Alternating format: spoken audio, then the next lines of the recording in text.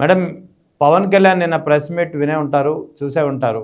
ఎలా చూడాలి ఆయన చేసినటువంటి వ్యాఖ్యల్ని? 12 ఏళ్ల క్రితం రేగినటువంటి గాయాన్ని ఇప్పుడు తిరిగి ఆయన మళ్ళీ ఆ గాయాన్ని తిరిగి రేపడానికి ప్రయత్నిస్తున్నారనే వాదన వినిపిస్తోంది.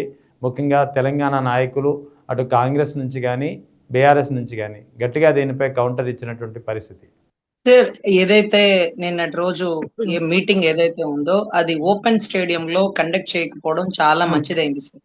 నిజంగా తెలంగాణకి సంబంధించినటువంటి అక్కడున్న ముఖ్యమంత్రి అంటే ఎందుకు పర్మిషన్ ఇవ్వలేదో నాకు తెలియదు కానీ అలా అలా ఇవ్వకుండా ఉండడమే చాలా మంచిదైందండి. ఎందుకంటే ఇది తెలంగాణ మీ అయ్య జాగీరా అనే పదాలు కానీ, లేకపోతే గతంలో ఉన్నాడు కూడానండి కెమెరామెన్ గంగతో రాంబాబు సినిమాలో కూడా ఆంధ్ర తెలంగాణ విడిపోకూడదు అనే భావన ఆ సినిమాలో తెలియజేసినప్పుడు ఆ సినిమాను కూడా అట్టర్ ఫ్లాప్ చేసి ఆడనివ్వక థియేటర్ల దగ్గర ఫ్లెక్సీలు కూడా తగలబెట్టేసిన పరిస్థితి చూసినాం సార్. సార్, వాళ్ళు అర్ధరాత్రులు వచ్చిన ఒక జీవోతో తెలంగాణ తెచ్చుకోలేదండి.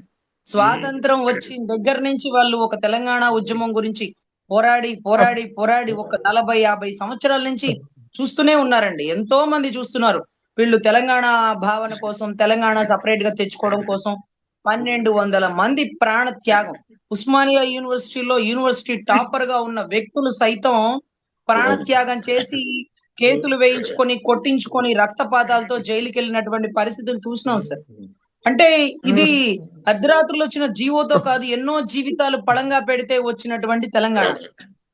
ఈ రోజు మనం వాళ్ళని అడిగినాం, మీ అయ్య జాగీరా ఇది అని అన్నాం. మన అయ్య జాగీరా పోనీ?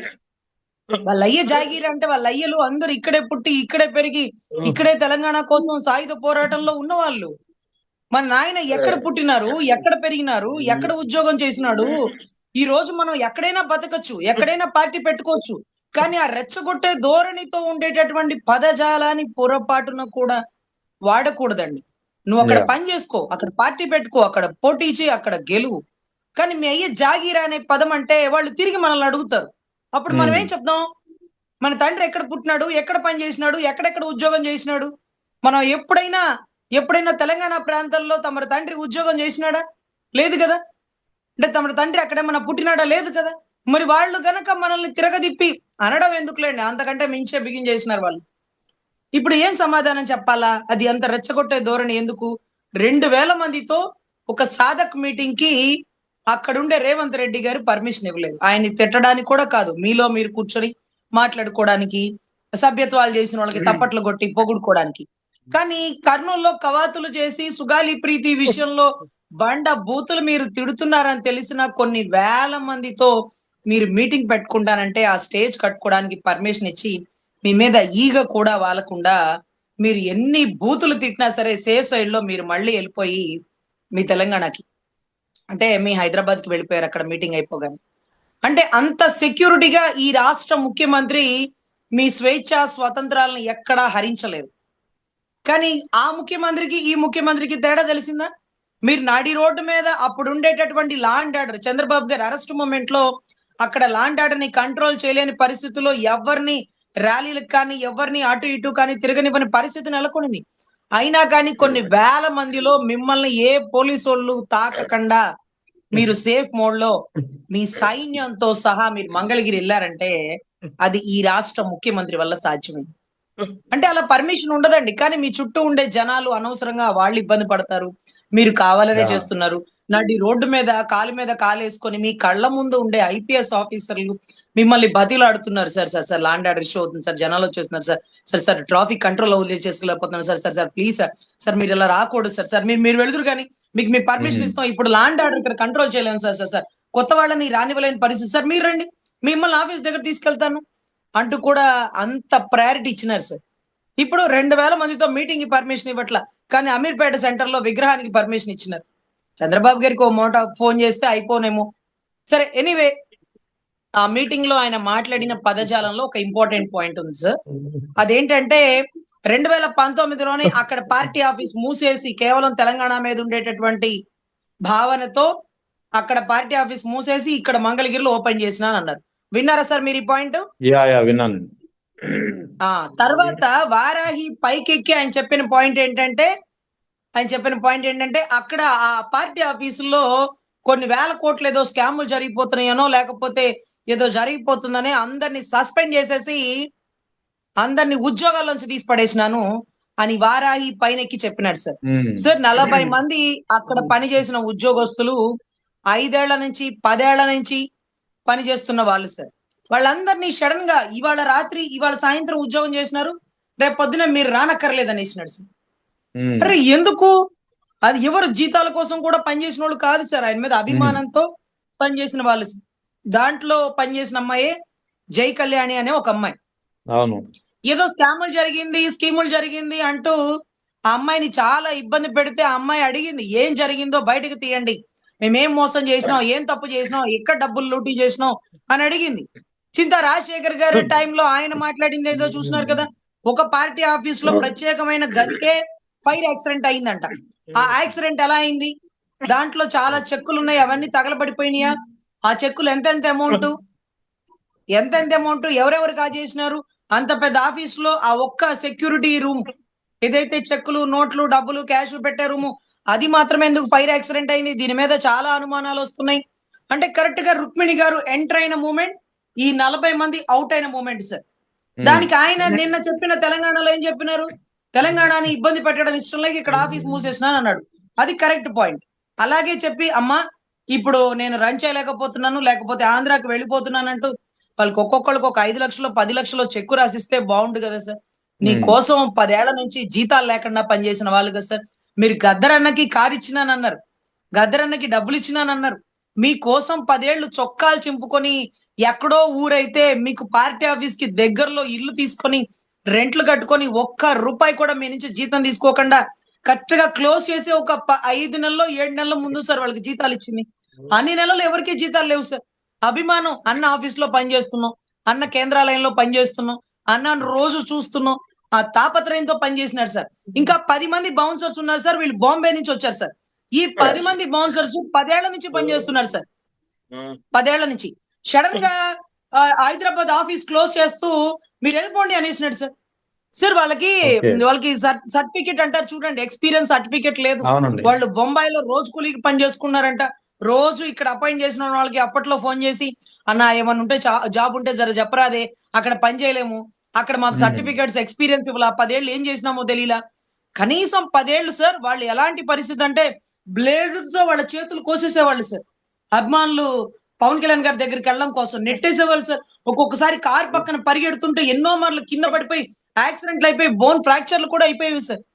సార్ ఆయన కింద పని చేసిన వాళ్ళని, ఆయన అభిమానంతో పనిచేసిన వాళ్ళని, 10 ఏళ్ల నుంచి ఉన్న వాళ్ళని పక్కన పడేసి రంగా గారికి టీ గ్లాస్ ఇచ్చినాను, లేకపోతే గద్దరన్నకి కార్ ఇచ్చినాను, నేనంటే వాళ్ళకి నేనంటే ఎంత అభిమానం, ఏంటి సార్ ఇవన్నీ? సార్ అసలు గద్దరన్న సర్కిల్ ఎలా ఉంటుందో తెలుసా సార్? మాజీ మినిస్టర్లు, మాజీ ముఖ్యమంత్రులు. అదే అడగదలుచుకున్నా. యాక్చువల్లీ నిన్న ఆయన చేసిన వ్యాఖ్యల్లో కాస్త కాంట్రాడిక్టరీ కూడా ఉన్నాయి. తెలంగాణపై తనకు అవిభాజ్యమైనటువంటి ప్రేమ ఉందని చూపించుకునే ప్రయత్నంలో గద్దర్తో తనకున్నటువంటి అనుబంధం ఉందా లేదా అనేది ఆ చనిపోయిన గద్దర్కి తెలియాలి, లేదా మీలాంటి వాళ్ళు చెప్పాలి. ఆ గద్దర్కు తనకున్న అనుబంధాన్ని గుర్తిస్తూ గద్దర్ లాంటి వ్యక్తులను కూడా తన అవసరానికి తగ్గట్టుగా, తన సందర్భానికి తగ్గట్టుగా వాడుకొని గద్దర్ను కూడా తనను కారు కొనిమ్మని అడిగాడు అని అతని స్థాయిని, అతని క్యారెక్టర్ని కూడా అతని మరణానంతరం దిగజార్చినటువంటి పరిస్థితి. ఏమనాలి ఇటువంటి వ్యాఖ్యల్ని? అంటే గద్దర్ని సైతం అతను అవమానించే స్థితికి చేరిపోయారా? అదే చాలా ఆశ్చర్యం సార్. చాలా కన్నీటి పర్యంతం అయిపోతున్న పరిస్థితి అయితే తెలంగాణ రాష్ట్రంలో గద్దరన్న అభిమానులలో నెలకొనిందంట సార్. ఎందుకంటే నిన్నటి రోజు తొలి వెలుగు ఛానల్ కి సంబంధించిన కొంతమంది ఉద్యమకారకులు ఫోన్ చేసి పోయి గద్దరన్న ఇలాంటి కాడ పోయి మాట్లాడినాడా? ఏం గద్దరన్న బతికుంటే అడుగుండే వాళ్ళం, ఏం గద్దరన్న మేమందరం చచ్చినామా, పోయి ఆయన కాని కూర్చొని నువ్వు ఎలా అడుగుతావు అంటూ ఒక విపరీత ధోరణి తీసుకొచ్చేసినాడు సార్. ఈ రోజు గద్దరన్నని అభిమానించే వాళ్ళు కూడా ఎప్పుడైతే పవన్ కళ్యాణ్ దగ్గర చెయ్యి చాచి నువ్వు కారు అడిగినావా, గద్దరన్న ఎంత పని చేసినావు నువ్వు, ఇన్నాళ్ళు సాధించుకున్న సామ్రాజ్యవాదం నువ్వు నోరు తెరిచి అడిగిస్తే కుప్పలు తెప్పలుగా కదిలొచ్చే డబ్బును వదిలేసి చాటుమాటుగా అసలు అడగాల్సిన పని ఏంటి, అడగాల్సిన కర్మ ఏంటి చూడు. వాడు ఈ రోజు చెప్పినాడు, నువ్వు కారు అడిగినావా, నువ్వు బండి అడిగినావా, ఏమి నువ్వు అడిగితే ఇంటి ముందు కార్లు 4 ఆగు, మాజీ మినిస్టర్ నువ్వు ఫోన్ చేస్తే 2 నిమిషాల్లో నీ ఇంటి ముందు ఉంటాడు, ఆ? నీ కళ్ళ ముందు ఎంతమంది ఉద్యమకారులకు చనిపోయారు, నీ గుండెలో బుల్లెట్లు దిగినప్పుడు నువ్వు ఒక పార్టీకి పరిమితం అవ్వు, నువ్వు బయటికి రావద్దు, నువ్వు మాట్లాడొద్దు, నువ్వు మాట్లాడకుండా ఉండాలంటే ఎన్ని కోట్లు కావాలి, ఎన్ని లక్షలు కావాలని ఎంతమంది అడిగినారు? ఎన్ని ఫ్యాక్టరీస్ మీద, ఎన్ని కంపెనీల మీద ఇది అరాచకం, ఇక్కడ చనిపోయిన మా ఉద్యమకారుడికి న్యాయం చేయాలని మీరు పోరాటం చేసినారు కదరన్న. పోయి పోయి పోయి పవన్ కళ్యాణ్ కాడ కానీ బండి అడిగినారా? అంటే మన పవన్ ఇజ్జత్, కళ్యాణ్ మన తెలంగాణ ఇజ్జత్ తీసినారు గద్దరన్న, తెలంగాణ ఇజ్జత్ తీసినారు అని ఈ రోజు తెలంగాణ తెలంగాణ కానీ ఉద్యమకారులు కూడా. మేడం, తెలంగాణ వాదులైతే గద్దర్ అలాంటి పరిస్థితిలో ఎప్పుడూ ఉండలేదు. అతనికి 2006 నుంచే ఇన్నోవా కారు ఉంది. అతను కారు అడిగాడంటే, బండి కొనమని అడిగాడంటే మేమైతే నమ్మము. ఇది కేవలం పవన్ కళ్యాణ్ చెప్తున్నటువంటి అభూత కల్పన, అసంబద్ధ ప్రేలాపన మాత్రమే అంటున్నారు. 100% సార్. నేను ఇప్పుడు ఎవరైతే చెప్పినానో తెలంగాణ ఇజ్జత్ తీసినావు గద్దరన్న, పోయి పోయి నీ కాలు ముక్త బాంచేదాన్ని వాడి దగ్గరికి ఎందుకు పోయినావు అనే వాళ్ళకి ఎంతో మంది ఉద్యమకారకులు సార్, పాషం యాదగిరి అన్న ఇలాంటి పెద్ద పెద్ద వాళ్ళందరూ వచ్చి అరే గద్దరన్న పోయి అతన్ని అడుగుతాడా, వాడేదో వాడి హవా పెంచుకోవడం కోసం చెప్పుంటాడు, అన్న అలా అడుగుతాడా, ఏదో ఏదో కేవలం అండి. ఆయన ఇతనికి కనెక్ట్ అయిన ఒకే ఒక్క సంఘటన ఏంటంటే ఖుషి సినిమా ఇన్సిడెంట్ అండి. ఖుషి సినిమాలో ఏ మేరా జహా ఏ మేరా ఘర్ మేరా ఆసియా అంటూ ఒక సాంగ్ ఉంటది చూడండి. ఆ సాంగ్ లో భారతదేశంలో భారత మాతని కాపాడుతున్న ధోరణి నచ్చి ఇతను కూడా మా జాతికి మా కోవవాడే, ఇతను కూడా మా జాతి గల్లవాడే, ఇతనికి కూడా మా ఆలోచన ఉన్నది అని చిరంజీవి గారితో గద్దరన్న బాగా చేసినాడు ఖుషిలో. ఆ పాట మస్తున్నది. ఒకసారి కళ్యాణ్ బాబుని కబురు చేస్తే నేను ఒకసారి పలకరిస్తాను అంటూ, అంటే తనకి అవతల వ్యక్తిలో ఏదన్నా గొప్ప గుణం నచ్చితే ఓపెన్ గా పలకరించి వెళ్ళి అతనే స్వయంగా వెళ్ళి కూడా ఆ సంతోషాన్ని సెలబ్రేట్ చేసుకుంటారు. ఆ గొప్పతనం ఎవరిది చెప్పండి? ఖుషి సినిమాలో నటించిన పవన్ కళ్యాణ్దా, ఏఎం రత్నం గారిదా చెప్పండి? ఒక ప్రొడ్యూసరు ఆ సినిమాలో ఆ కంటెంట్ ఎందుకు పెట్టాడు? అతనికి దేశం మీద ఉన్నటువంటి గొప్ప భావన. ఒకే ఒక్కడు సినిమా తీసింది కూడా అదే ఎం రత్నం గారు. భారతీయుడు సినిమా తీసింది కూడా అదే ఎం రత్నం గారు. స్నేహం కోసం తీసింది కూడా అదే ఎం రత్నం గారు. హరిహర వీరమలలో దేశ భావన చూపించింది కూడా అదే ఎం రత్నం గారు. పెద్దరికంలో పెద్దవాడు ఎలా ఉండాలి అనేది కూడా చూపించింది ఆ వ్యక్తేనండి. కర్తవ్యం సినిమా, లేకపోతే ఇలాంటి మెసేజ్ ఓరియంటెడ్ సినిమాలు తీసిన ఏఎం రత్నం గారిని కలిసి ఉండాల్సింది గద్దరన్న పవన్ కళ్యాణ్ గారిని కలిశారు. ఆయన పేమెంట్ ఇస్తే నటించేటటువంటి ఒక క్యారెక్టర్, ఒక ఆర్టిస్ట్, ఒక హీరో కూడా అనుకోండి. ఎందుకంటే రోజుకి 2 కోట్లు తీసుకుంటున్నారు, చిన్న బిట్ అయినా పెద్ద బిట్ అయినా. ఆయనేమి ఉచితంగా చేయట్లా, ఆదర్శాల కోసం ఏమీ చేయట్లేదు కదా. పోనీలే అని ఎందుకు చేస్తారు? వాళ్ళ ప్రొఫెషన్ వాళ్ళది, మా ప్రొఫెషన్ మాది, మీ ప్రొఫెషన్ మీది. సో ఇక్కడ ఆ కంటెంట్ ఇచ్చినటువంటి ప్రొడ్యూసర్ నో డైరెక్టర్ ఆ కథను రాసిన వ్యక్తినో గద్దరను అప్రిషియేట్ చేస్తే బాగుండేది. పవన్ కళ్యాణ్ గారిని అప్రిషియేట్ చేశారు. దానికి ఆయనకి ఏం సంబంధం? సరే, ఇప్పుడు పాశం యాదగిరి అన్న ఇన్ని మాటలు మాట్లాడుతున్నాడు కదా, మొన్నటి రోజు నా ఆఫీస్ లో ఇక్కడే కూర్చొని మాట్లాడాడు అన్నాడు. అప్పుడు ఎందుకు కూర్చున్నావు యాదగిరి అన్న అంటే, తల్లి అప్పుడు చంద్రబాబుని బండ బూతులు తిట్టినాడు వాడు చంద్రబాబు ఆల్విను, లేకపోతే ఇక్కడున్న ప్రతి సంస్థని మూసేసి ఏదైతే భువనగిరిలో ఎంతో మంది ఉద్యమకారులని అర్ధరాత్రి అపరాత్రులు ఊచకోత కోసి ఒక ఉద్యమకారిని, ఒక పాటలు పాడే అభ్యుదయ భావాల గల ఒక ఆడబిడ్డని బెల్లి లలితని 13 ముక్కలు చేసి నా కొడుకమ్మ ఈ చంద్రబాబు ఇలాంటి వాడితో తిరుగుతున్నాడు. పగలు చీర్స్ కొడతాడు, పగలు చిరాకు పడతాడు, రాత్రి చీర్స్ కొడతాడు. ఇలాంటి వాడితో నన్ను మాట్లాడింది, నా ఇజ్జత్ పోయిందమ్మా అని ఈ రోజు యాదగిరన్న తిరగబడుతున్నాడు. అంటే ఆ రోజు నీతో మాట్లాడారు దేనికి? నువ్వు చంద్రబాబు గారికి వ్యతిరేకంగా ఒక ప్రజారాజ్యాన్ని స్థాపించి అప్పుడున్న కాంగ్రెస్ కూడా వ్యతిరేకంగా ఒక ఉద్యమ స్ఫూర్తితో నువ్వు మాట్లాడావు. కానీ ఈ రోజు అదే చంద్రబాబుని పెంచి పోషిస్తూ, అదే విషపు నాగు పక్కన ఉంటూ, అదే దుర్యోధనుడి పక్కన ఉంటూ, నేను దానాలు చేసిన కర్ణుడిని అని అన్నప్పటికీ నువ్వు అధపాతాళానికి పోతావు అని ఒక గద్దరన్న మాటలాగా ఆయనకి అర్థం కావటం లేదండి. ఆ గద్దరన్న చంద్రబాబు గారు అడిగితే గద్దరన్న ఇవ్వడా అండి? ఎందుకు అడగలా? ఎందుకు పోలా?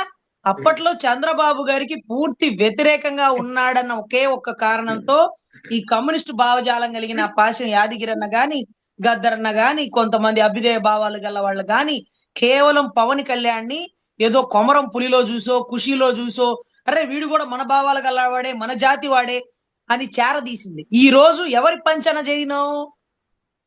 ఇంకా ఇంకా చాలా మాటలు మాట్లాడినారండి. చాలా ఇంకో మాట కూడా తెలంగాణలో నేను ఎందుకు సీఎం అవుతాను, నేను ఆంధ్రాలోనే కాలేకపోయాను అని చెప్పడం దేన్ని సూచిస్తోంది? అంటే మరోసారి ఆంధ్రాలో ఇక సీఎం అవుతాడు పవన్ కళ్యాణ్, ఆంధ్ర సీఎం, ఇప్పుడు కాకపోతే భవిష్యత్తులో అయినా అవుతాడు పవన్ కళ్యాణ్ సీఎం అవుతాడు ఆంధ్రాకి అనే భావన ఏదైతే ఇంకా కొద్దిమంది జన సైనికుల్లో ఉందో ఆ నమ్మకాన్ని కూడా తీసిపారేయడానికి వ్యాఖ్యలు చేశారని చెప్పొచ్చా? సార్ చాలా దారుణం సార్. నేను పార్టీలోంచి బయటకు వచ్చాక కూడా నేను ఎన్నో మార్లు చెప్పాను. అటు చంద్రబాబు గారు, ఇటు జగన్ గారు వాళ్ళిద్దరూ పోట్లాడుకుంటే ఒకళ్ళు మిగులుతారు. ఒకళ్ళు భూస్థాపితం అయిపోతారు. ఫర్ సపోజ్ చంద్రబాబు గారు పార్టీ భూస్థాపితం అయిపోయింది అనుకోండి. అప్పుడు వేరే వాళ్ళకి ఆప్షన్ ఇస్తుంది కదండి. అంటే అవును. ఒక్కడే ఏకఛత్రాధిపత్యం పాటించలేడు కదా జగన్ గారు కూడా. యాహ్! అప్పుడు ఎగ్జాక్ట్‌లీ. ఆటోమేటిక్ గా నువ్వు ప్రతిపక్షం అవ్వగలుగుతావు. ఇవాళ కాకపోతే రేపు నీకు ఆ స్థానం వచ్చింది. జగను పవన్ తగ్గాఫారు నడుస్తున్నప్పుడు నా జాతి నాకు తోడు ఉంటదని నువ్వు ఒక్క మాట మాట్లాడితే వైసీపీలో ఉండే కాపు సామాజిక వర్గం కూడా నీతో వచ్చి పని చేస్తది మనోడేలే అని ఒక భావనతో పని చేస్తది. ఇవాళ కాకపోతే రేపైనా నువ్వు ముఖ్యమంత్రి అవ్వగలవు. కానీ అలాంటి విషపు నాగు దుర్యోధనుడు కట్టప్ప లాంటి వాడి పక్కన నుంచుంటే ఈ రోజు భూములు ఇస్తున్న అమరావతి రాజధాని రైతుల పరిస్థితి ఏంటి? ప్రైవేటీకరణ చేస్తున్న మెడికల్ కాలేజీల పరిస్థితి ఏంటి? ఆక్రమిస్తున్న ప్రైవేటు దందాలేంటి? ఎంత స్కాములు? ఇలాంటి వాడి పక్కన నుంచునే బదులు ఇండిపెండెంట్ గా నిలబడు. ఇవాళ కాకపోతే రేపైనా జగన్ గారికి ఎదురుగా నిలబడుతావు. ఏదో ఒక రోజు సీఎం అవుతావు. ఏదో ఒక రోజు సీఎం అవుతావు అంటూ నేనే కూడా స్వయంగా చెప్పినాను సార్. నేను కూడా మొన్నటి రోజు అన్నాను, వెన్నుముక్క సర్జరీ అమెరికాలో ఎలక్షన్ ముందు చేయించుకుంటే ఒక్క దెబ్బకి గాల్లో లేపుతారు జగన్ గారు చంద్రబాబు గారిని. అప్పుడు నువ్వు వచ్చాక ఇక్కడ పోటీ చేద్దువు గాని ప్రధాన ప్రతిపక్షంగా నిలబడతావు. ఇవాళ కాకపోతే రేపు అవుతావు అంటూ గుప్పెడెలా ముయ్యవయ్యా స్వామి, ఇంకా వ్యూహం ఉంది. ఆయన వ్యూహం ఏంటో మాకు తెలుసు, ఆయనకు తెలుసు, మీకేం తెలుసు అంటూ మేము ఇంకా కూడా కాళ్ళు ఎగరేసే వాళ్ళం. ఇంకా కూడా బయటకు వచ్చినా కూడా అవుతాడవా ఇవాళ కాకపోతే లేపు. చంద్రబాబు కొమ్ములు ఎలా విరవాలో మా ఓడికి కాకపోతే ఎవరు తెలుస్తుంది. ఆ రోజు నాగార్జున యూనివర్సిటీ మీటింగ్ ముందు నిన్ను మోకరిల్లిస్తాను అన్నాడు. ఒకళ్ళు జైల్లో మోకాలు దండేశాడేమో చంద్రబాబు, అందుకే మా వాడు ఒప్పుకున్నాడేమో అని ఈ రోజుకి మేము శబదాలు వేసుకుంటుంటాం సార్, కాళ్ళు ఎగరేస్తాం సార్, భుజాలు తడుముకుంటాం సార్. కానీ అలాంటిది ఒక్క దెబ్బకి ఓపెన్ చేసి నేను ముఖ్యమంత్రి అవడానికి వచ్చానా, నేను అవనంటాడు. ఇలా ఆంధ్రాలో ఏమన్నా నన్ను ముఖ్యమంత్రి చేసి వచ్చారా, అక్కడే దిక్కులేదు ఇక్కడ అవుతానా అంటాడు. ఎందుకలా అతని విలువ అతన్ని తగ్గించుకుని మా విలువలు తగ్గిస్తాడు. ఆంధ్ర విలువలు తగ్గించాడు. ఆంధ్రాలో ఆయన అభిమానులని వెనకాల నుంచిన వాళ్ళకి అసలు ఏమన్నా అర్థం అవుతుందండి? పాపం జనసేనలో ఉన్న వాళ్ళు వెనకాల నుంచున్నారు, వాళ్ళకి ఏమన్నా అర్థం అవుతుందా? అసలు ఏంటిది, నేను సీఎం అవ్వలేను, ఆగడే అవ్వలేను, ఏడవ మరి దేనికి వస్తున్నావు అంటే ఒకటి సార్. ఈ రోజు కేరళలో, కర్ణాటకలో, చెన్నైలో అన్ని చోట్ల సభ్యత్వాలు చేస్తున్నారు. అయితే ఇప్పుడు ఫర్ సపోజ్ చెన్నై అనుకోండి, ఒక పక్కన విజయ్ వెనకాల ఉండాలా, లేకపోతే స్టాలిన్ తో ఉండాలా, లేకపోతే బీజేపీతో ఉండాలి. ఈ మూడిట్లో ఉన్న వాడికి అక్కడ కాకపోతే ఇక్కడ కాకపోతే అక్కడ ఎవరో ఒకళ్ళు ఆ స్థాయిలో మినిస్టర్లో, ఎమ్మెల్యేలో, మాజీ ఎమ్మెల్యేలో పనులు చేస్తారు. ఇప్పుడు జనసేన సభ్యత్వాలు తీసుకొని కండవాలు వేసుకున్న వాళ్ళకి ఎవరు పని చేస్తారు? వాళ్ళ తరపున మాట్లాడే గొంతేంటి? అక్కడ సభ్యత్వాలు చేస్తూ ఆ సభ్యత్వ అమౌంట్ మనం ఏ అకౌంట్ లో పెడతాం, వాళ్ళకి ఏ రకంగా ఉపయోగపెడతాం, అలా సభ్యత్వాల అమౌంట్లు తీసుకొని మనం ఇన్సూరెన్స్లు చేయొచ్చా? ఫ్రీ ఆఫ్ కాస్ట్ తో నరేంద్ర మోడీ గారు ఇన్సూరెన్స్లు ఇస్తున్నారు కదా. ఆంధ్ర బ్యాంకులో అకౌంట్, ఏ బ్యాంకులో అకౌంట్ ఉన్నా ఫ్రీ ఇన్సూరెన్స్ వస్తుంది కదా. మరి మనం ఎందుకు డబ్బులు కలెక్ట్ చేస్తున్నాం? మనం ఎందుకు సభ్యత్వాలు తీసుకుంటున్నాం? సభ్యత్వం తీసుకుని జన సైనికుడు అన్న వాడికి మనం ఏం పనులు చేయగలిగాం? వాడికి అండగా మనం ఎక్కడెక్కడ నిలబడ్డాం? ఊరికే రండి నా వెనకాల నుంచోండి అంటే కాదు, వాళ్ళ కష్టం వచ్చినప్పుడు వాళ్ళకి అండదండగా నిలబడాలా. ఊరికే సభ్యత్వాలు చేసుకున్న గుంపు ఇంతమంది ఉన్నారు. మీకు కావాలంటే చెప్పండి బీజేపీకి, మీకు కావాలంటే చెప్పండి కాంగ్రెస్ కి, మీకు కావాలంటే చెప్పండి టిఆర్ఎస్ కి అని మమ్మల్ని తాకట్టు పెట్టడానికా అంటూ నిన్న సాక్షి ఛానల్లో మాట్లాడుతుంటే శేఖర్ రెడ్డి గారండి ఓపెన్ గా చెప్పేస్తున్నారు. ఇంతమంది ఉన్నారు నా బృందం, ఎవరికి అమ్మాలి, ఎవరికి తాకట్టు పెట్టాలని మాట్లాడుతున్నాడండి మీ నాయకుడు అంటే, రే ఊరుకోవయ్యా బాబు, అలా మాట్లాడతారేంటి? అదేనండి, అదే వాస్తవం. మరి ఏం చేస్తాడు? సింగిల్ గా పోటీ చేస్తాడు, చేయడిగా. బీజేపీకా, కాంగ్రెస్ కా, టిఆర్ఎస్ కా, ఎవరికి అమ్ముతాడు అని ఓపెన్ గా మాట్లాడుతున్నాడు సార్. అంటే అలా ఎందుకు అమ్ముతారు అంటే, ఇక్కడ ఎవరు చేసినారు, ఇక్కడ ఏం చేసినారు? ఒకసారి టీడీపీని గెలిపించినాడు, ఇంకొకసారి బీజేపీ టీడీపీ మధ్యలో ఉన్నాడు. సో ఇవన్నీ ఎలా ఉన్నాయంటే సార్, ఆ జెండా కండువా కప్పుకున్న వాళ్ళకి మన పరిస్థితి ఏంటి? మనల్ని వేటితో అంటే ఏ పార్టీతో కలిపి ముందుకు తీసుకెళ్తాడు? మనం సింగిల్ గా వెళ్తామా? ఆ వ్యూహం ఇంకా లేదా? ఎప్పుడుకొస్తది? ఏదో ఒక ఏ పార్టీ వాళ్ళ అంతిమ లక్ష్యమైనా సార్ ముఖ్యమంత్రి అవ్వాలని, ముఖ్యమంత్రి అవ్వాలి. ఏ పార్టీ వాళ్ళైనా సార్, చిన్న సైజు పార్టీ పెట్టినా దాని అంతిమ లక్ష్యం నేను ముఖ్యమంత్రి అవ్వాలి, నా గోల్ అంటాడు. ఈయన నేను అక్కడే అవ్వలేను, ఇక్కడ అవుతానా, నేను ముఖ్యమంత్రి అవడం కోసం పార్టీ పెట్టలేదని అక్కడే చెప్పాడు, ఇక్కడ చెప్పాడు సార్. సార్ ఏం మాట్లాడుతున్నారు అసలు? అసలు ఆ కోపంలో మాట్లాడే భాష వల్ల, మాటల వల్ల, తెలంగాణ మీ అయ్య జాగీరా అనడం వల్ల ఇవాళ రోజు దాని ఎఫెక్ట్ ఎక్కడ కొడుతుందో తెలుసా సార్? పెద్ద సినిమా మీద కొడుతుంది సార్. పెద్ద సినిమా రేపు 4వ తారీఖు release moment sir. Revanth Reddy garu cinema టికెట్లకు సంబంధించి పెంచాలి, ఆ ప్రొడ్యూసర్లు, డిస్ట్రిబ్యూటర్లు అందరూ వెళ్ళారు సార్. నిన్నటి రోజు నా గురించి ఏం మాట్లాడాడు? మీ మెగా ఫ్యామిలీకి మేము పని చేయాలా?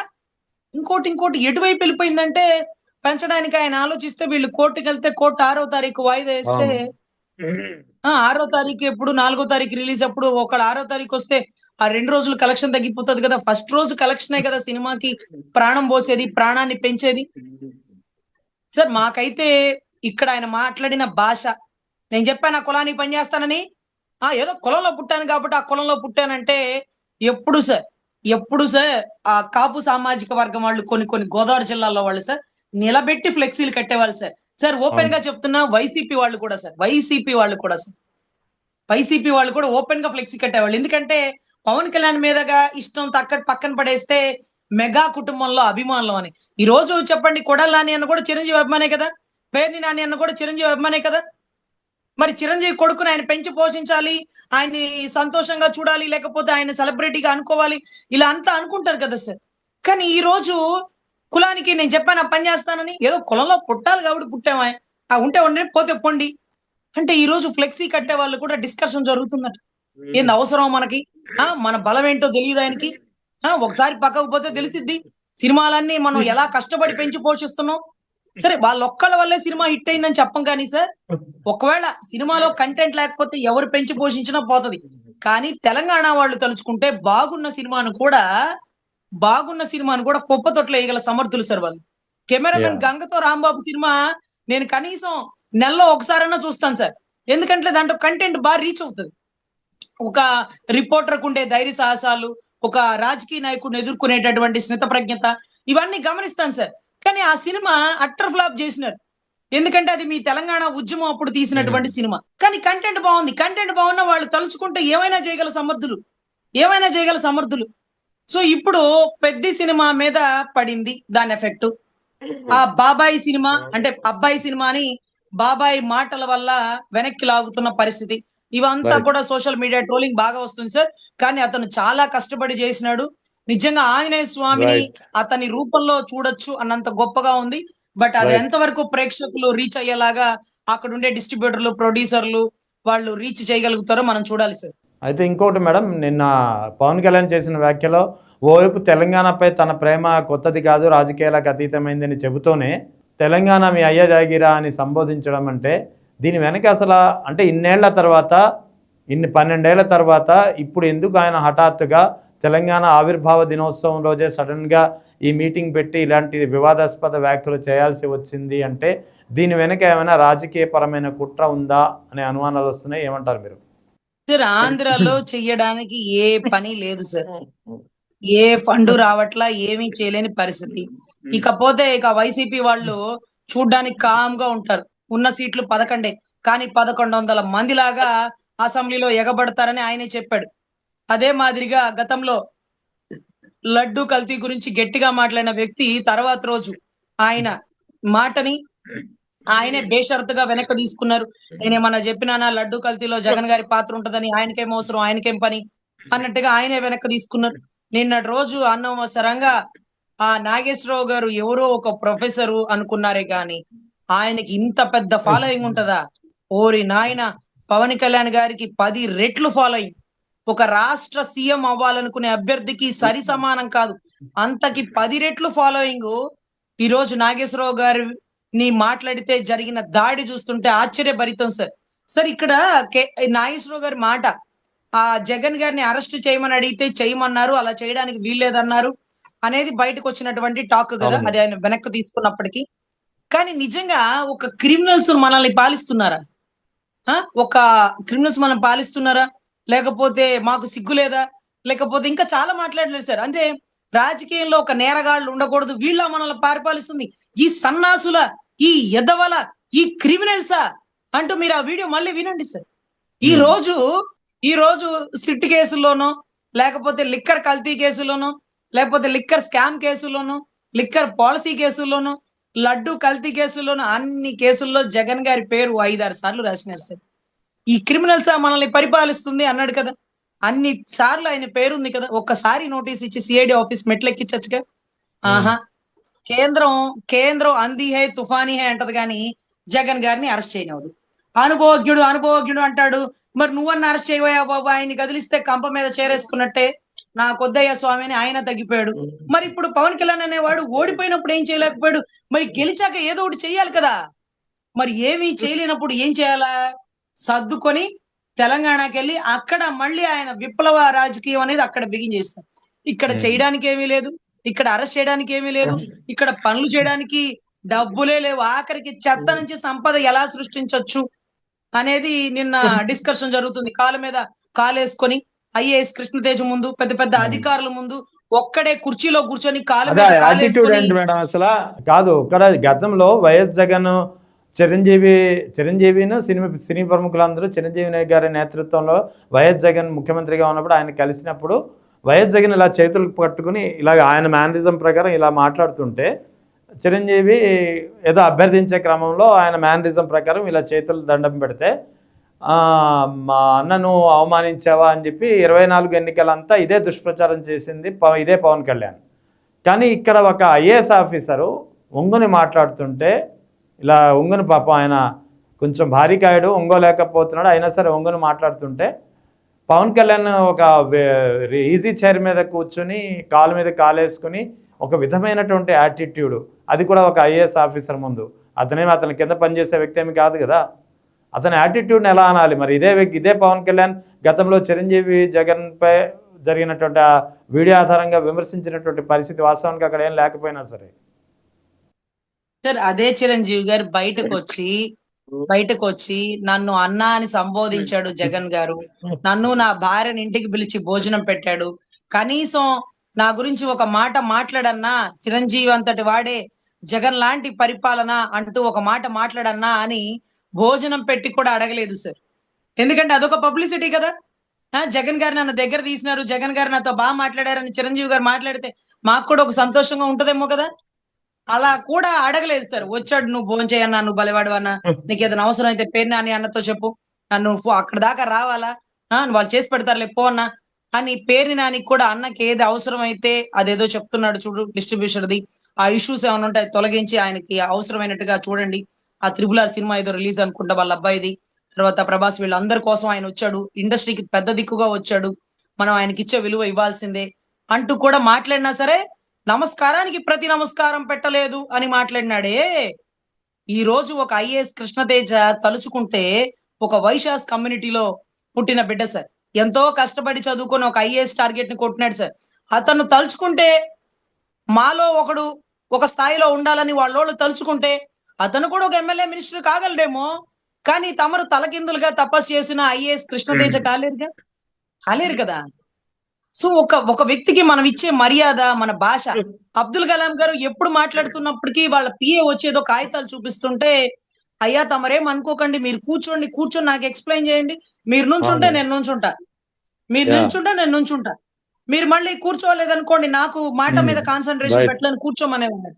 అందరితో పాటు 10 కుర్చీలు వేసినప్పుడు అబ్దుల్ కలాం గారికి పెద్ద కుర్చీ వేస్తే వద్దొద్దు తీసేసి అందరు కుర్చీలతో పాటు కూర్చునేవాడంట. అంటే అబ్దుల్ కలాం కంటే గొప్పవాడా సార్ ఆయన? కాలు మీద కాలు వేసుకొని ఆయన ముందు అధికారులు ఇలా చేతులు కట్టుకొని వినపడక వంగి చెప్తుంటే కనీసం కాలు మీద కాలు, ఆ యాటిట్యూడ్ ఏంటి? అరే అది మీటింగ్ పెట్టినప్పుడు అందరినీ కూర్చోబెట్టి వాళ్ళ సమస్యలు అడుగు, నీకు తెలిసింది చెప్పు. మొన్నటి రోజు కూడా సార్ ఆ బోట్ ఎక్కినప్పుడు ఏదైతే అది వేసుకున్నాడు సెక్యూరిటీ గార్డ్, అది రూల్ అనుకోండి, అందరినీ వేసుకోమని చెప్పాలిగా. అరే మునిగిపోతే అందరు మునిగిపోతారయ్యా బాబు, నేను ఒక్కడనే బతికేం చేస్తాను, అందరు వేసుకోండి, లేకపోతే అందరు తీసేయండి అని అలా ఉండాలి సార్. కానీ ఎండలో గొడుగు, అదేమన్నా సినిమా షూటింగ్, దుమ్ము వస్తుంటే దుమ్ము వస్తుంది ఆగాగు ఏంటి సార్ అది? నీకు నిజంగా డస్ట్ అలర్జీ ఉంటే ఆ మీటింగ్ అక్కడ కండక్ట్ చేయకూడదు, అక్కడ విజువల్ అంతా చూసేసి నువ్వు వచ్చి ఆఫీస్ లో కండక్ట్ చేసుకోవాలా. అరే నీ పక్కన 85 ఏళ్ల బుచ్చయ్య చౌదరి గారు 1 గంటగా ఆ టయానికి గడగడగడగడ వణుకుతున్నారు చేతులు ఎండలో, నువ్వు గొడుగు, నీకు ఆయన గొడుగు లేదు. అరే కాంతిలాల్ దండే గారు పాపం ఆయన ఒక అధికారి కదా, ఒక ఐఏఎస్ క్యాడర్ కదా, ఆయన చెమట్లు కారిపోయి బండ్ల బజార్లో బండ్లు మూసే వాళ్ళలాగా చెమట్లు కారిపోయి కనీసం తల పైకెత్తి మీ మొహం వైపు కూడా చూడలేక ఆ ఎండకి మీరు చెప్పిన దానికి ఊ అని ఊ కొడుతున్నాడు సార్. సార్ ఏంటి సార్ అధికారులు ఎంత పగళ్ళు ఎన్ని రాత్రులు కష్టపడి కుటుంబాలకి 2, 3, 4 ఏళ్ళు దూరంగా ఉండి చదువుకొని వస్తే వీళ్ళు రాజకీయ నాయకులు అలా నుంచోబెట్టడమా, సరస్వతీదేవిని అసలు అవమానించడమే కదా సార్. సార్ దయచేసి ఇది మనం ఆయన్ని తప్పనట్లేదు, కానీ ఇది తప్పు, ఇలా చేయకూడదు. మీరు అందరినీ ఆదర్శంగా తీసుకునేటప్పుడు ఒకసారి అబ్దుల్ కలాం గారిని చూడండి. మీకోసం పని చేసిన వారిని తగ్గించుకోవద్దు. కౌటిల్యుడి అర్థశాస్త్రంలో రాజనీతిలో నాయకత్వ లక్షణాలు ఏంటో కౌటిల్యుడి అర్థశాస్త్రంలో ఉంటది సార్. అక్కడ చూసి నేర్చుకోమనండి. అరే నీ కోసం పనిచేసిన వాళ్ళు నేను ఓడించినా నువ్వు వాళ్ళని తిట్టకూడదు. అది ప్రజా తీర్పుగా భావిస్తున్నాను. నా ప్రజలు నన్ను పరీక్షిస్తున్నారు. ఆ పరీక్షలో నేను నెగ్గుతాను, వాళ్ళ మనసును గెలుచుకుంటాను అని, నన్ను ఓడించిన మీ మధ్యలోనే ఉంటాను, మీకోసమే పనిచేస్తాను అని కౌటిల్యుడి అర్థశాస్త్ర రాజనీతిలో నాయకత్వ లక్షణాల్లో చెప్పుంటది సార్. అవన్నీ ఏమైనా చదివితేనే కదా. ఏం పుస్తకాలు చదివినాడో, ఏం నేర్చుకున్నాడో, ఆయన కోసం పనిచేసిన వాళ్ళని తిడతాడు. 40 మందిని నిర్దాక్షిణ్యంగా ఉద్యోగం నుంచి తీసేసి 10 ఏళ్ల నుంచి పనిచేసిన ఉద్యోగం టక్కుమని తీసి పడేశాడు. 10 మంది బౌన్సర్లను పక్కన పడేసినాడు. 10 ఏళ్ల నుంచి బొంబాయి నుంచి ఇక్కడికి వచ్చి నీ కోసం పనిచేసినారు కుటుంబాలను వదులుకొని. వాళ్ళకి గతి లేదు. మనం ఇచ్చిన సహాయం, కుడి చేతికి ఇచ్చిన సహాయం ఎడవ చేతికి కూడా తెలియకూడదు అనుకుంటారే. అంత గొప్పగా మీరు ఈ రోజు కారు ఇచ్చాను, డబ్బులు ఇచ్చాను, నన్ను అడిగాడు గద్దరు. మీరేం చేసినారు గద్దర్ కంటే? గద్దర్తో పాటు 4 దెబ్బలు తిని ఏ రోజున పోలీస్ స్టేషన్కి వెళ్ళావు? ఏ రోజున జైల్లో ఉన్నావు? ఏ రోజున గద్దరన్నతో పాటు ఉద్యమంగా జెండా ఎత్తుకొని గద్దరన్నతో పాటు నిలబడ్డావు? నువ్వేం చేసినావు గద్దరన్న కోసం అంటే? చేసిన వాళ్ళు అందరూ ఉన్నారుగా సార్. దయచేసి ఆయన భాషలో విపరీతమైన తేడా ఉంది సార్. అది ఆయన రెక్టిఫై చేసుకోవాలని మనస్ఫూర్తిగా కోరుకుంటున్నాం సార్. ఇంకొక విషయం మేడం, లాస్ట్ క్వశ్చన్. నిన్న ఆయన ఇంకో వ్యాఖ్య కూడా చేశారు. వైఎస్ రాజశేఖరకి భయపడి కాదు, నేను ప్రాణాలను సైతం త్యాగం చేసే విధంగా నా తుపాకీని కూడా హ్యాండ్ ఓవర్ చేశానని చెప్తున్నాడు. వాస్తవానికి తుపాకీ హ్యాండ్ ఓవర్ వెనకాల లాస్ట్ టైం కూడా మీరు ఏదో చెప్పారు, వాస్తవం ఏంటి మేడం అది? సార్ ఆయనకి గుర్తులేదో, మీకు గుర్తులేదో, రాష్ట్ర ప్రజలకు గుర్తులేదో చెప్పేవాళ్ళ మాకు సిగ్గనిపిస్తుంది సార్. వాళ్ళ ఇంట్లో సొంత ఆడబిడ్డ వాళ్ళ బాబాయి ఆ పిల్ల ప్రేమ వివాహం చేసుకుంటూ కంప్లైంట్ ఇచ్చింది సార్, రిటర్న్ కంప్లైంట్. అది ఒక ఎవిడెంటరీ. ఆ రిటర్న్ కంప్లైంట్ కి మా బాబాయ్ దగ్గర రివాల్వర్ ఉంది, చేసుకున్న అతన్ని కాల్చి చంపేస్తాడు, మీరు దయచేసి మా బాబాయ్ నుంచి మాకు ప్రొటెక్షన్ ఇవ్వండి అంటే ఆర్మ్స్ యాక్ట్ కింద రివాల్వరు, దాంట్లో ఉండే బుల్లెట్లు మొత్తం సబ్మిట్ చేస్తున్నట్టుగా కూడా సాక్షి సంతకాలు పెట్టి ఇలా ఆ రివాల్వర్ అక్కడ ఇచ్చి వచ్చారండి. రాజశేఖర రెడ్డి గారు చెప్తే ఇచ్చి వచ్చాను. పిచ్చి మాటలండి. గతంలో అతను ఎవరు, షబ్బీర్ అలీ గారు అయితేనండి, నీ లోఫర్ భాష నీలాగా మేము మాట్లాడలేము. నీకు పరిటాల గుండు కొట్టించింది అందుకే కదా, మర్చిపోయావా? ఒక భార్యతో ఉంటూ ఇంకొక భార్యకి మగ బిడ్డను కూడా కానీ ఎప్పుడో గొడవల తర్వాత పెళ్లి చేసుకున్నావంట. బిడ్డను కన్నాక పెళ్లి చేసుకోవడం ఏంటి? బిడ్డను కన్నాక పెళ్లి చేసుకోవడం ఏంటి? కన్నా అంటే పెళ్లి చేసుకున్నాక కదా బిడ్డను కంటారు. నువ్వేం మనిషిపోయా అని డైరెక్ట్ గా షబ్బీర్ అలీ అనే ఒక కాంగ్రెస్ నేత ఓపెన్ గా మాట్లాడిన భాష సార్ అది. ఈ రోజుకి తెలంగాణలో ఉస్మానియా ప్రతి స్టూడెంట్ బండ బూతులు తిడుతున్న ధోరణి అయితే మేము చూస్తున్నాం సార్. దయచేసి ఆ రాష్ట్రంలో పంజాబ్, సింధు, గుజరాత్, మరాఠా అని కెమెరామెన్ గంగతో రాంబాబులో కొన్ని డైలాగులు ఉంటాయి సార్. అందరం కలిసి ఉండాలి, అందరూ ఎవరు ఎక్కడైనా ఉండొచ్చు, ఎవరు ఎక్కడైనా బతకచ్చు. కానీ ఎవరు ఎక్కడ బతుకుతున్నారో అక్కడ ఉండేటటువంటి స్థానికులని కూడా భయపెట్టేలాగా మీ అయ్య జాగీర్ అనే పిచ్చి మాటలు మాట్లాడకూడదు. మేము వెళ్ళి బొంబాయిలో బతుకుతాం, బొంబాయి వాళ్ళు ఇక్కడ బతుకుతాం, ఇక్కడ వచ్చి బొంబాయి వాళ్ళు పెత్తనం చేయకూడదు. మేము వెళ్ళి అక్కడ బొంబాయి వాళ్ళ మీద పెత్తనం చెయ్యం. మేము బొంబాయి వాళ్ళు అక్కడ పెత్తనం చేయను. స్థాన బలం వాళ్ళ బలం వాళ్ళకు ఉంటది. వాళ్ళ అయ్య జాగీర్లు, వాళ్ళ అయ్యలు ప్రాణాలు పోగొట్టుకొని తెలంగాణ కావాలని చెప్పి 1200 మంది చచ్చిపోయారు. మన కుటుంబంలో ఎవరు త్యాగాలు చేసినాం? మన కుటుంబంలో ఎవరు ఉద్యమాల్లో ఉన్నాం? మన కుటుంబాల్లో ఎవరన్నా అరెస్ట్ అయ్యారా? ఎవరి మీద కేసులు ఉన్నాయి? ఎవరికైనా తలకాయలు పగినాయా? ఎవరన్నా ఉద్యమంలో లారీలు ఎక్కించుకొని తీసుకుపోయారా? అరే గద్దరన్న మీద అభిమానం ఉంటే ఆయనతో పాటు ఉద్యమంలో కూర్చోవయా, 4 దెబ్బలు తిను, కేసులు వేయించుకో, ఒక 5 ఏళ్లు జైల్లో ఉండు. అప్పుడు గద్దరన్న అభిమానిగా నీకు ఒక గుర్తింపు ఉంటది. అరే నువ్వు నీ కారు డబ్బులు అడిగినాడు తీసుకున్నాడు, లేకపోతే నువ్వు కారు ఇచ్చినావు, ఇదా ప్రేమ? ప్రేమించిన అమ్మాయికి ఫోన్ కొనిచ్చినాను, ప్రేమించిన అమ్మాయి కారు కొనిచ్చినాను, ఇది చూడండి నా ప్రేమ అంటే అమ్మాయి ఊరుకుంటది? నా కోసం ఏం చేసినావు? నాతో పాటు తన్నులు తిన్నావా? నాతో పాటు కేసులు వేయించి లోపలికి వచ్చావా? అవి కొనిచ్చాను, ఈ కొనిచ్చానంటే ప్రేమ ఉన్నట్ట? తప్పు కదా సార్. ఈ రోజు అంత పెద్ద ఒక నిలువెత్తు నిజాయితీకి నిదర్శనమైన గద్దరన్నని ఓపెన్ గా నన్ను అడిగాడు కారు, 3 రోజులు కొనిచ్చేసినాను, కారో బండో, మరి అది బైకో కారోనండి, నాకు తెలిసి బండి అయి ఉంటది. సరే, ఎనీవే, దయచేసి ఇంకెప్పుడు మీరు త్యాగం చేయగలిగితే, ఏమన్నా దానం చేయగలిగితే దయచేసి చెప్పకండి, దాన్ని పబ్లిసిటీగా వాడకండి. ఆ విలువలు ఇంకా ఇంకా తగ్గిపోతాయి. అరే, మా అన్న చేసినాడా, చేసాడా, 10 సార్లు చెప్పుకుంటాడు, 10 సార్లు చెప్పుకోవడం కోసమే చేస్తున్నాడు మీ అన్న అని కింద కామెంట్ బాక్స్ లో బూతులు తిడుతున్నారు సార్. రైట్ దయచేసి ఇంకెప్పుడు చేయకండి, చేస్తే చెప్పకండి. Right madam, thank you very much. Thank you.